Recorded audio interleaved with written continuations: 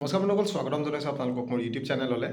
চ' আপোনালোকে জানে ভিডিঅ'টো চাই আছে বাৰু, কেবিনেটৰ ডিচিশ্যনো ফ'ল' কৰি আছে।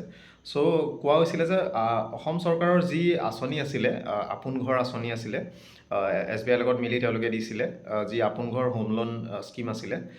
প্ৰথমবাৰ যিসকলে লৈছিলে তেওঁলোকে 3.5% তেনেকৈ তেওঁলোকে ছাবচিডি পাইছিলে ইণ্টাৰেষ্টত।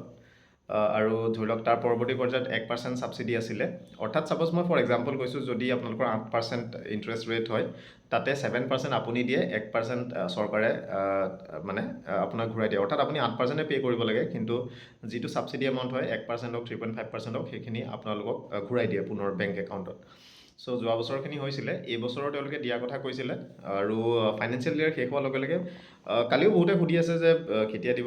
মই কৈছোঁ আপোনালোকৰ 15 তাৰিখৰ ভিতৰত ক্ৰেডিট হ'ব লাগে, যিহেতু নতুন ফাইনেন্সিয়েল ইয়েৰ ষ্টাৰ্ট হৈছে। চ' ডিছবাৰ্চমেণ্টৰ পিৰিয়ডটো অকণমান টাইম লাগিব। 15 তাৰিখৰ ভিতৰত নহয়, কিন্তু আজি ইতিমধ্যে ক্ৰেডিট হৈ গৈছে। আপোনালোকে নিজৰ একাউণ্ট চেক কৰিব পাৰে।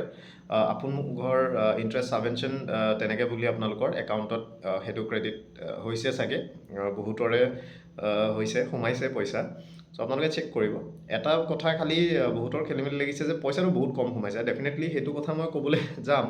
এতিয়া এইটো নাজানো যে আপোনালোকৰ কোনটো পিৰিয়ডৰ দিছে, কিন্তু ধৰি লওক মোৰ নিজৰ যোৱা বছৰ সোমাইছিলে, যিটো এমাউণ্ট ধৰি লওক সোমাইছে, এইবাৰ তাৰ 4/4 এভাগ যিহেতু সোমাইছে। চ' সেইকাৰণে মই ভাবিছোঁ যে এইটো 3 মান্থৰ পিৰিয়ডৰ কাৰণে দিছে নেকি, মানে 3 মাহৰ মানে এটা কোৱাৰ্টাৰৰ ইণ্টাৰেষ্টটো মষ্ট প্ৰবেবলি ক্ৰেডিট কৰিছে একাউণ্টত। আৰু যদি সেই হিচাপে হয়, অন্যান্যখিনি পাছত সোমাব, কিন্তু মই নাজানো। এইটো মই মানে যোৱা বছৰৰ যিটো এমাউণ্ট সোমাইছিলে, মই সেইটোৰ লগত মিলাই পেলাইহে মই কথাটো কৈছোঁ। এইটো মোৰ নিজস্ব কথা দেই, মই আপোনালোকৰ নাজানো। আপোনালোকৰ যদি তেনেকুৱা সোমাইছে, আপোনালোকে নিজে ক'ব পাৰে কেনেকুৱা ধৰণৰ কি সোমাইছে বা আপোনাৰ অ'কে। চ' তেনেকুৱা ধৰণৰ কথা।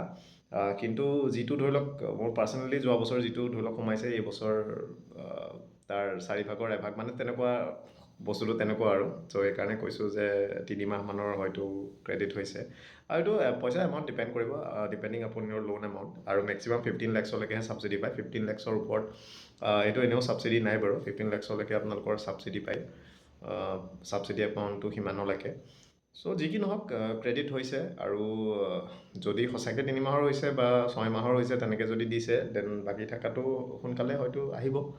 চ' ইমানেই পালে আৰু পোৱাটো।